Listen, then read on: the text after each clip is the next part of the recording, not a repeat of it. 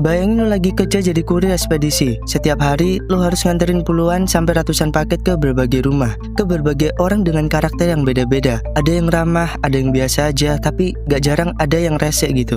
Dan hari ini lo dapet pelanggan yang pakai sistem COD alias bayar di tempat. Lo samperin rumahnya, kasih paketnya, dan minta pembayaran. Tapi tiba-tiba si pelanggan maksa buat buka dulu paketnya sebelum bayar. Lo tahu aturan dari perusahaan lo, paket COD nggak bisa dibuka sebelum dibayar. Tapi pelanggan ngeyel, dia buka paksa paketnya, ngeliat isinya, terus tiba-tiba dia bilang nggak sesuai dan mereka nggak mau bayar. Sekarang lo ada di posisi yang serba salah. Lo bukan penjualnya, lo bukan yang bikin aturan COD, tapi karena pelanggan ngotot nggak mau bayar dan paketnya udah kebuka, lo yang kena getahnya. Lo bisa kena penalti, gaji lo bisa dipotong, dan lo harus nanggung kesalahan yang bahkan bukan lo yang buat. Lo coba jelasin ke pelanggan kalau itu bukan prosedurnya, tapi dia malah marah. Lo yang tadinya cuma nganterin paket, sekarang lo diomelin. Fenomena ini nggak cuma sekali dua kali kejadian, ini udah jadi pola yang sering banget terjadi di Indonesia. Banyak orang yang masih belum paham sistem COD, tapi bertingkah seolah mereka tahu segalanya. Mereka pikir COD itu kayak beli barang di toko yang bisa dicek sebelum bayar. Mereka gak ngerti kalau sistem ini sebenarnya dibuat buat mempermudah mereka sendiri. Tapi justru mereka yang nyalahgunain sistem ini dengan alasan ketidaktahuan. Tapi kenapa ini bisa terjadi? Kenapa banyak orang di Indonesia masih salah paham soal COD? Kenapa mereka begitu percaya diri buat marahin kurir yang jelas-jelas gak ada hubungannya sama isi paket yang mereka pesan? Nah, di video kali ini gue bakal bahas fenomena ini dari berbagai sisi. Dari kebiasaan lama yang susah diubah sampai ke aspek psikologis yang bikin orang gampang terjebak dalam perilaku yang merugikan orang lain. Nah, buat tahu keseluruhannya semuanya udah gue jelasin di video kali ini, so tonton videonya sampai habis.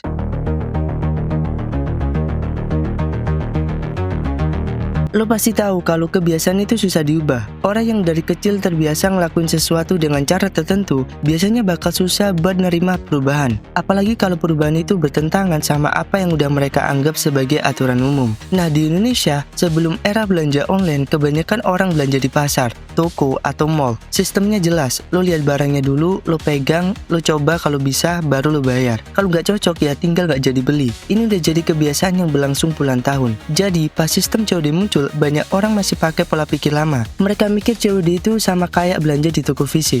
Nah, masalahnya sistem e-commerce itu beda banget sama toko fisik. Di e-commerce ada banyak pihak yang terlibat. Ada seller yang jual barang, ada marketplace yang jadi perantara, dan ada ekspedisi yang tugasnya cuma nganterin barang. Tapi karena orang masih pakai mindset lama, mereka nganggep kurir itu sama aja kayak pegawai toko yang bertanggung jawab atas barang yang mereka beli. Jadi pas barang yang mereka terima nggak sesuai ekspektasi, mereka langsung ngamuk ke kurir, seolah-olah si kurir yang jual barangnya. Mereka nggak peduli kalau marketplace punya aturan yang beda, dan mereka juga nggak mau tahu kalau kurir itu cuma pengantar, bukan penjual. Ini yang bikin banyak kurir jadi korban kesalahpahaman yang nggak masuk akal.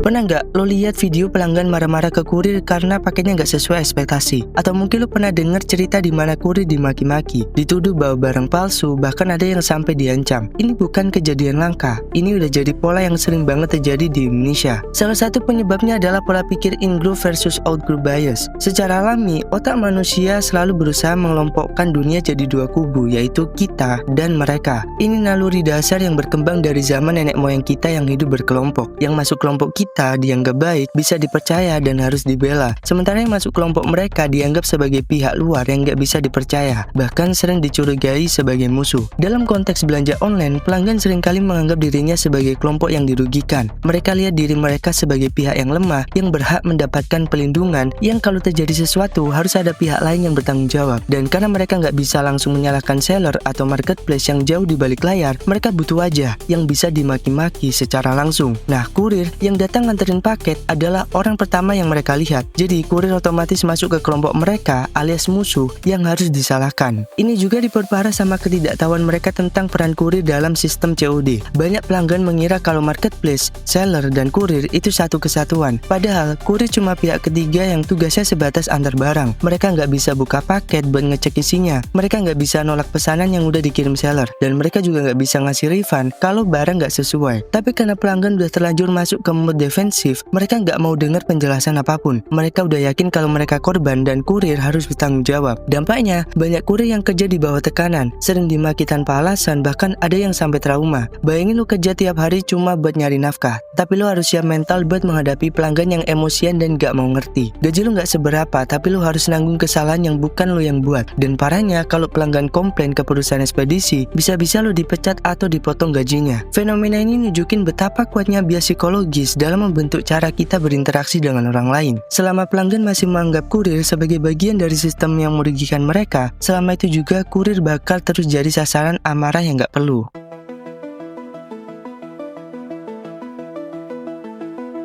Manusia pada dasarnya nggak suka mikir ribet kalau nggak perlu-perlu amat. Ini konsep yang dalam psikologi disebut sebagai cognitive missure. Otak kita selalu nyari cara paling efisien buat nyerap informasi dan bikin keputusan, supaya nggak kebanyakan mikir dan bisa hemat energi. Dalam belanja online, ini kelihatan banget. Mayoritas pelanggan nggak baca deskripsi produk secara detail, mereka cuma lihat foto, cek harga, lihat rating sekilas, terus langsung check out. Apalagi kalau ada embel-embel COD tersedia, mereka makin gampang buat ambil keputusan tanpa mikir panjang. Karena mereka nggak baca aturan mainnya, mereka nggak ngerti kalau COD itu beda sama belanja di toko fisik. Mereka pikir sistemnya sama, barang datang bisa cek dulu baru bayar. Padahal COD punya aturan ketat, bayar dulu baru bisa buka paketnya. Tapi karena mereka udah terlanjur berasumsi berdasarkan pemahaman mereka nggak mau terima kenyataan kalau sistemnya ternyata beda. Ketika realita nggak sesuai ekspektasi, mereka kaget. Mereka mikir kok nggak bisa dibuka dulu, kok harus bayar dulu gitu. Dan karena otaknya udah terbiasa ambil jalan pintas buat memahami dunia, mereka langsung loncat ke kesimpulan yang salah. Mereka mikir ini pasti akal-akalan seller atau marketplace buat nipu mereka. Mereka nggak mikir kalau sebenarnya marketplace itu bikin aturan buat melindungi semua pihak, termasuk mereka sendiri. Kalau semua orang boleh buka pakai dulu sebelum bayar, bakal banyak yang pura-pura nggak mau bayar setelah lihat barangnya. Seller bakal rugi, marketplace bakal kerepotan, dan sistemnya bakal berantakan. Makanya ada aturan bayar dulu baru buka paket. Tapi karena pelanggan malas mikir panjang, mereka lebih milih buat nyalain kurir atau marketplace daripada coba memahami kenapa aturan itu ada. Akibatnya, mereka ngotot buat buka paketnya dulu sebelum bayar. Dan ketika kurir nolak, mereka marah. Padahal kalau dari awal mereka mau luangin waktu buat baca syarat dan ketentuan, semua ini nggak perlu terjadi gitu.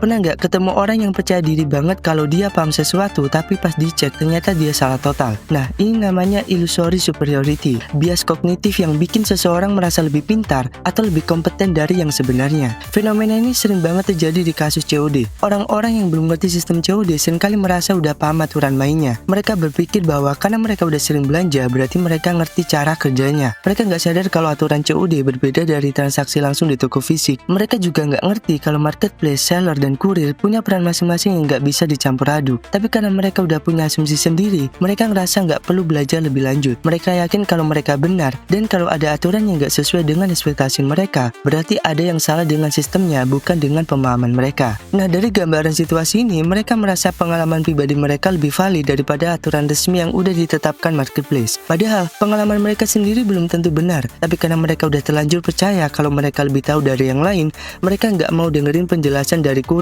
atau siapapun. Masalahnya, semakin seseorang merasa dirinya benar, semakin sulit buat dia menerima fakta baru. Ini yang bikin banyak pelanggan tetap ngeyel meskipun udah dijelasin berulang kali. Mereka lebih milih buat marah-marah daripada mengakui kalau mereka sebenarnya belum paham aturan mainnya. Parahnya lagi, karena mereka ngerasa diri mereka lebih tahu, mereka malah nyalin kurir atau marketplace dengan argumen yang gak masuk akal. Padahal kalau mereka mau meluangkan sedikit waktu buat belajar, semua kesalahpahaman ini bisa dihindari. Tapi karena illusory superiority, mereka lebih milih buat ngegas daripada introspeksi. Hasilnya, kurir yang nggak tahu apa-apa jadi sasaran amarah. Marketplace dapat review jelek, dan pelanggan sendiri malah bikin diri mereka makin susah di kemudian hari.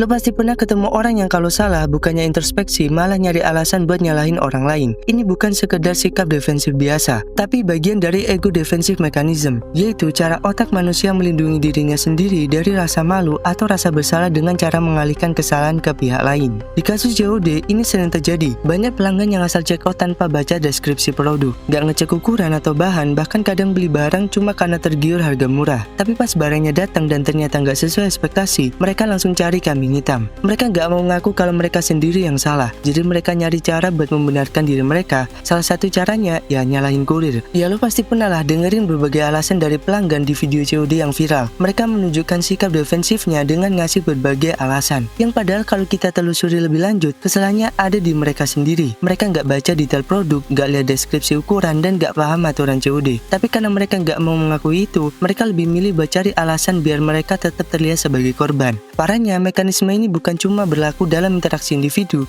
tapi juga di level sosial yang lebih luas. Ketika satu pelanggan marah-marah dan menyalahkan kurir, orang lain yang punya pengalaman serupa bakal ikut-ikutan. Akhirnya muncul narasi kolektif yang menyalahkan marketplace dan ekspedisi. Padahal sebenarnya masalahnya ada di kurangnya pemahaman pelanggan itu sendiri.